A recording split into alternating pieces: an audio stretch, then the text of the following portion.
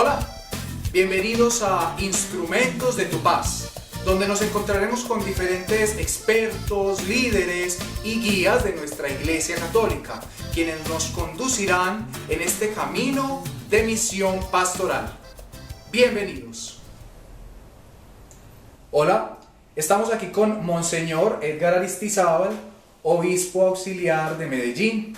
Él nos va a compartir hoy un tema muy importante acerca de qué es ser laicos, acerca de cómo es nuestro compromiso con ser laicos dentro de la Iglesia Católica. Monseñor. Muchas gracias.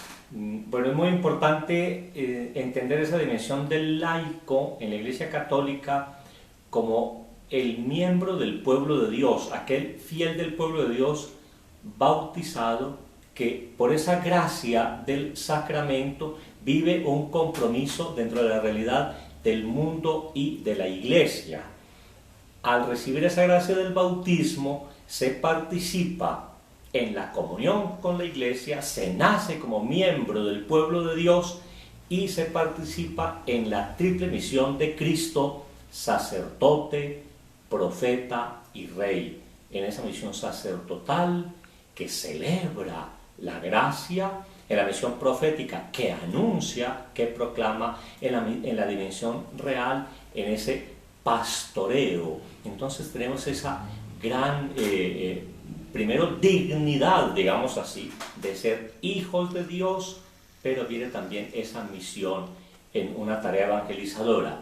Dentro de esa realidad de iglesia, en todos los bautizados hay quienes son llamados por vocación al sacramento del orden, o en la vida religiosa a un compromiso especial, llámense franciscanos, llámense vicentinos, que hacen parte de una comunidad con carisma especial, tanto en la parte masculina como femenina, y el resto del común de los fieles son los que nosotros denominamos como laicos, en su compromiso como fieles cristianos en la Iglesia.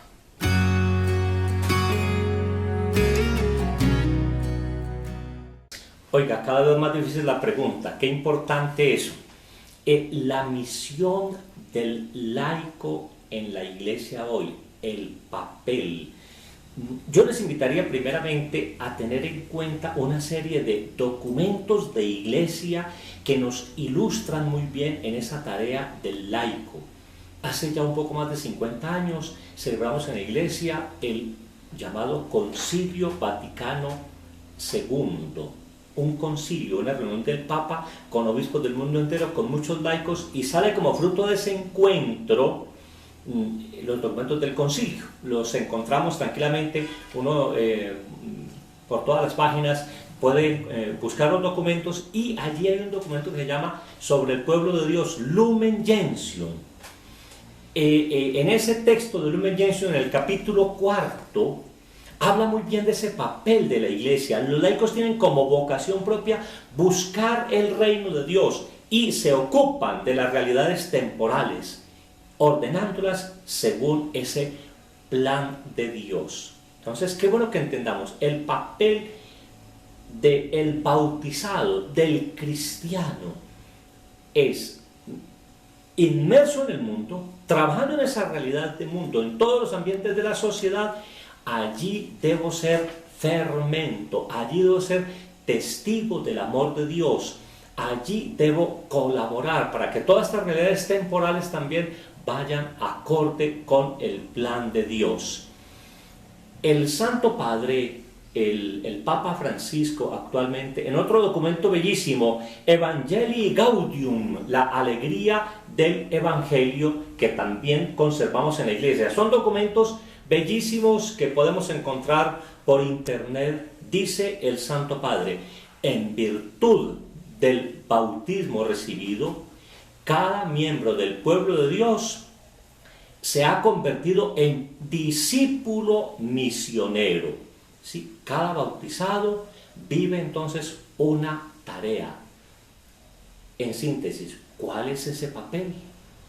El papel es que viviendo el encuentro con Cristo, naciendo a esa nueva vida, viva un verdadero discipulado, digamos como alumno que estoy aprendiendo a los pies del maestro, conociendo la palabra de Dios, celebrando los sacramentos, pero también entonces colaborando en toda esta tarea evangelizadora. La iglesia es misionera, está para evangelizar y tiene ese papel muy importante. El Santo Padre insiste, somos discípulos misioneros. Qué bueno entender ese papel.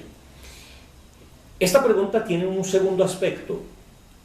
¿Qué diferencia hay con respecto a la participación de los fieles medio siglo antes? Bueno, yo diría que no podríamos hablar de una diferencia como tal, como en grado o esto. Simplemente me atrevería a decir lo siguiente. Antes daría la impresión de que la iglesia era más jerárquica, entonces era lo que hicieran los ministros de la iglesia. Hoy hay mayor participación del laico. Allí creo que está la clave. Reconocer mi dignidad, mi compromiso, y como tal entonces tengo una tarea muy importante. No solamente hacer cosas, sino participar en toda esa misión de la iglesia, misión que realizamos todos juntos, ministros ordenados, religiosos y cada bautizado en el mundo de hoy.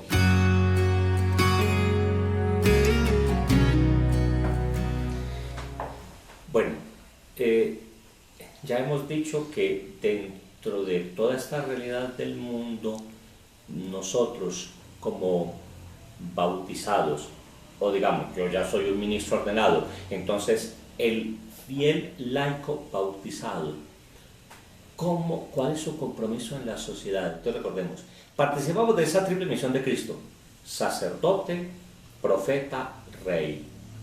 Dentro de esa misión, digamos, profética, estamos llamados a anunciar el Evangelio, pero también a denunciar cuando no se obra en justicia. Estamos ayudados a participar en toda la realidad del mundo como bautizados. Tengo un compromiso, ¿sí? ¿Cómo participo en cada realidad? En el documento que ya les había citado anteriormente sobre el Concilio Vaticano II, Lumen Gentium dice: los laicos, incluso ocupados en las cosas temporales, ¿sí?, pueden y deben ejercer su acción valiosa para evangelizar. Es decir, Jesús nos dijo: vayan al mundo entero a predicar el Evangelio. Este mandato no es solamente para sacerdotes, no es solamente para religiosas, es para todo ser humano. Vayan al mundo. Lógico, si un hombre me dice: es que yo no creo, entonces no tengo compromiso, él tiene unos deberes también en la sociedad, de ayudar a la justicia, a la paz, a la verdad, a defender la dignidad de la persona humana. Pero mucho más si soy bautizado, mucho más si soy un hombre, una mujer de fe, pues con mayor razón. Entonces en la sociedad, ¿cómo ayudo en el ambiente familiar? ¿Cómo ayudo en el ambiente educativo, universitario? ¿Cómo ayudamos en la realidad de la administración de los bienes, en la política, etcétera, etcétera? En todos los ambientes, en todas las realidades. Allí tenemos que pensar muy bien ese papel que viven los esposos, ese papel que tienen nuestros dirigentes en la realidad política, el papel que tiene cada ser humano, el médico, el arquitecto, la enfermera. Todos tenemos una misión muy importante para realizar. Hay un texto muy bello que les invito a conocer también por internet. Se llama la Carta a Diogneto. Carta a Diogneto. Allí en esa carta se habla de esa realidad de los cristianos en el mundo. Estamos en el mundo, vivimos dentro del mundo, pero como cristianos yo no sigo todo lo del mundo. No, yo no, digamos, vivo en la realidad del mundo, pero no puedo estar esclavo del mundo. Ya como laico bautizado, vivo mi comunión de vida con Cristo y participo en esa misión maravillosa que el Señor me ha confiado, esa misión profética para anunciar el Evangelio, esa misión real para ayudar en el pastoreo, en el crecimiento de la fe y en un verdadero desarrollo humano del ser humano, esa misión sacerdotal donde celebramos los misterios de nuestra fe.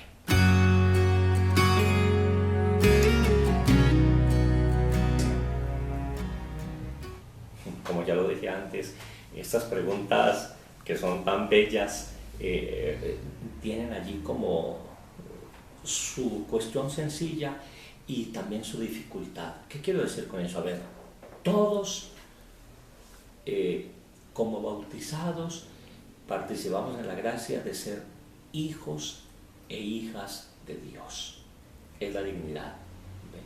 Creados a imagen y semejanza de Dios. Entonces, cuando de pronto decimos la relación, qué le toca al uno, qué le toca al otro, yo te resumiría o insistiría en una palabra: fraternidad. Esto os mando, que se amen los unos a los otros, nos enseña Jesús, como yo les he amado. Aquí entonces tenemos dos cosas breves e importantes. Uno, somos como la vid y los sarmientos, todos estamos unidos a Cristo.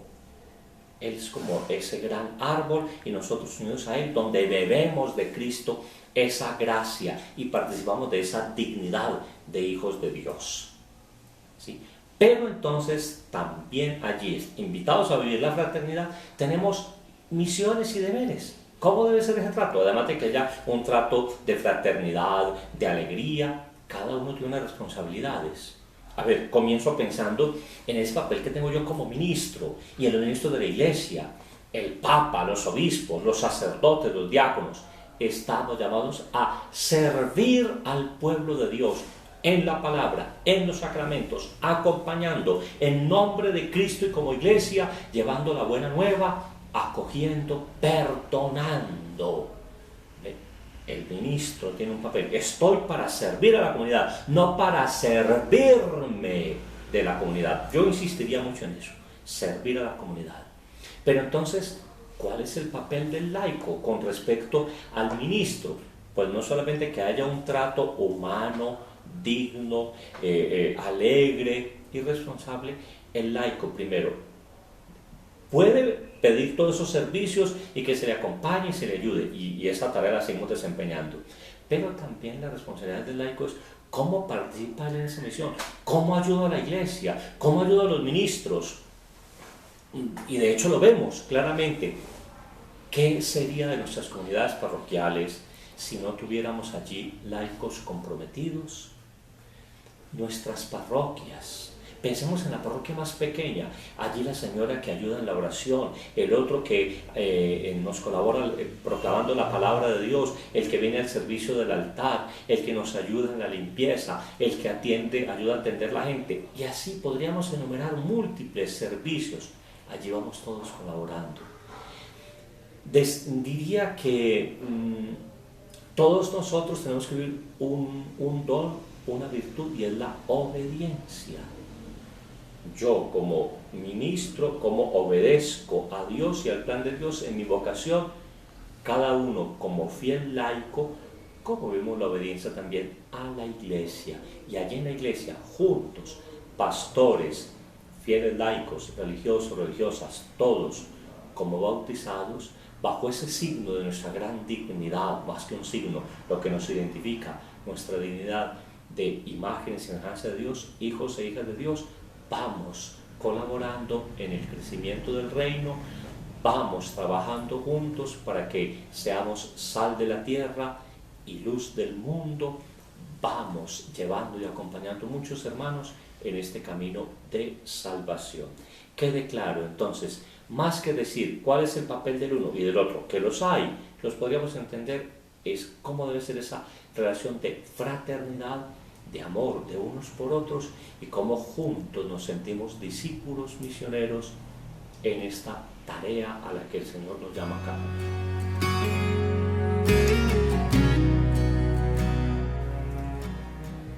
Buscar la santidad. Cada uno de nosotros en este crecimiento y en este compromiso de fe que tenemos, estamos llamados a conocer la palabra de Dios, a alimentarnos de ella. Y con frecuencia, cuando se habla de ese misterio de santidad, entendemos ese llamado. Ya desde el Antiguo Testamento, en el libro del Levítico, y después, ya en el Nuevo Testamento, es la invitación. Sean santos porque yo, el Señor, vuestro Dios, soy santo. Dios es santo. Dios nos comunica, nos participa gracias al bautismo de esa dignidad, y entonces todos estamos llamados a ser santos, todos llamados a ser santos, ¿sí? Entonces insistiría en dos aspectos muy sencillos: ¿cómo me hago o cómo crezco cada día en la santidad? Yo aprendí algo muy sencillo, breve: haga las cosas sencillas cada día de un modo extraordinario. Haga las cosas de cada día, las cosas ordinarias, de un modo extraordinario.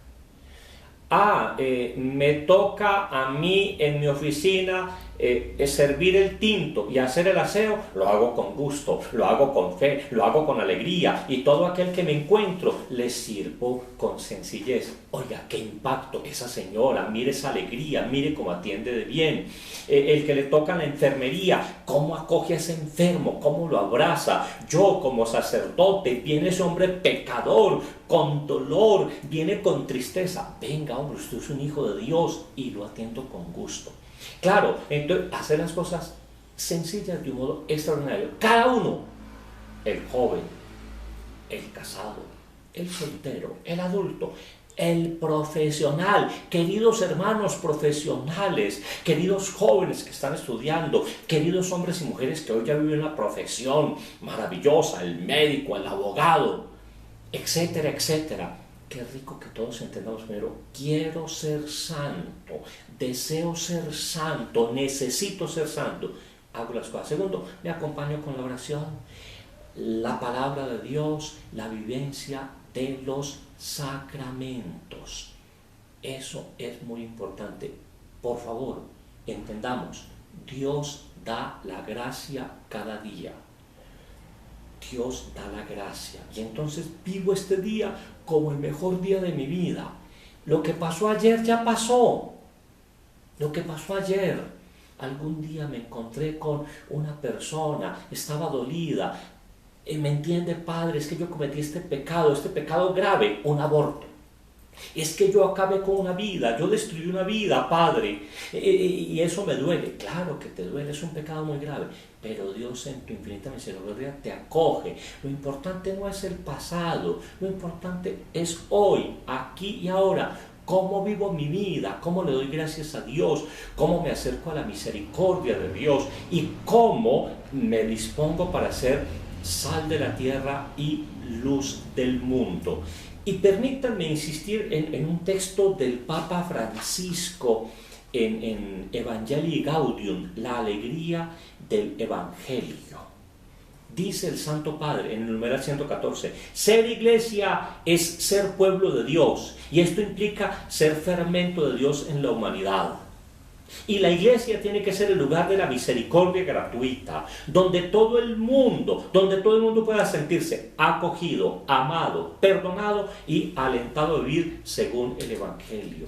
Somos iglesia, es nuestro compromiso. También en el Evangelii Gaudium hay una expresión bellísima del Papa a los jóvenes: jóvenes, sean callejeros de la fe. Y eso se aplica a cada realidad. Profesionales, tú, querido hermano, que estás llamado a vivir una misión, una tarea, que has elegido una vocación dentro de una profesión, ¿cómo puedo ser callejero de la fe? Es decir, ¿cómo llevo la alegría del Evangelio en este año de la misericordia? ¿Cómo llevo la misericordia a mi otro hermano? Esposos, hijos, ¿cómo trato a mis papás? Papás, ¿cómo nos tratamos con los hijos y con las otras realidades? ¿Cómo trato a mi esposa? ¿Cómo trato a mi esposo? Mire, no busquemos cosas extraordinarias, no hay que ir a buscar cosas raras, ni imposiciones de manos raras, ni celebraciones raras.